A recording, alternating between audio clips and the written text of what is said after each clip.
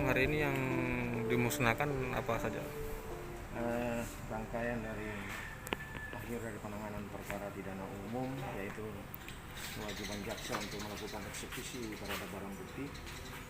Hari ini tanggal 21 Juli 2020, Kejaksaan Negeri atau Jaksa pada Kejaksaan Negeri Manado melakukan pemusnahan 37 paket sabu, kemudian 11 buah handphone berbagai merek, minuman beralkohol berbagai merek, ada tadi bir bintang dan sejenisnya sebanyak itu sampai 1.886 botol. Kemudian ada badik dan senjata rakitan. Badik ini ada beberapa, ada sejenis senjata tajam dan senjata rakitan.